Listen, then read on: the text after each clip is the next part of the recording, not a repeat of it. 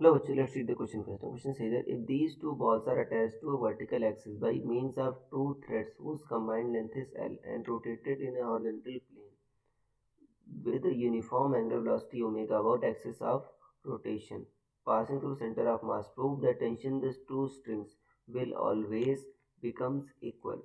So students इससे पहले आपको समझना होगा कि की कंसेप्ट क्या यूज हो रहा है. सो की concept is centre of mass.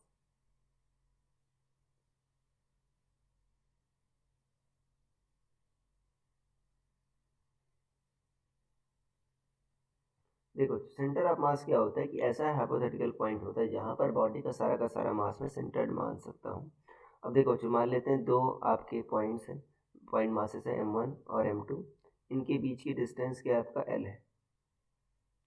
इनके बीच की डिस्टेंस क्या है l है. तो बच्चों देखो अगर मान लो ये l है, आपको पता है जो सेंटर ऑफ मास होता है वो आपका मासेस के इनवर्स रेशियो में डिवाइड करता है. तो जो L1 ये मान लो L1 है, ये L2 है, तो जो L1/L2 आता है वो आता है बच्चों आपका M2/M1 आता है. और L1 प्लस L2 तो आपका L है ही. तो अगर आप L1 निकालोगे इन दोनों से तो ये आ जाएगा आपका M2L upon M1 plus M2. और ये कितना आ जाएगा आपका M1L upon M1 plus M2. ये आ जाएगा. तो ये दोनों बच्चों ठीक है ना, आप ये दोनों डिस्टेंसेस हो गई आपकी सेंटर ऑफ मास से. अगर मान लो कह रहा है कि अगर ओमेगा से रोटेट करें about axis passing through centre of mass तो टेंशन बच्चों हमेशा इक्वल होगा. देखो इस एक्सिस के अबाउट रोटेट करें जो सेंटर ऑफ मास से पास हो रही है, तो मान लो इसमें टेंशन क्या है बच्चों T1.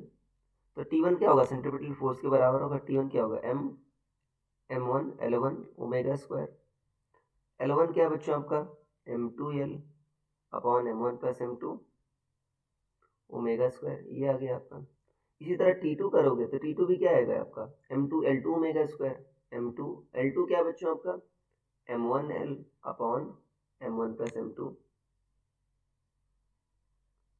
Omega square. ये T2 आ गया. देखो T1 और T2 बराबर आ रहे नहीं आ रहे बच्चों.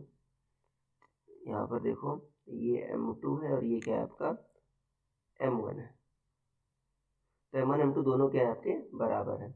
तो ये क्या हुआ आपका, देखो कह सकते हो अगर सेंटर ऑफ मास के बाद रोटेट कराओगे तो हमेशा बच्चों टेंशन क्या होगा इक्वल होगा. So this will be the required answer.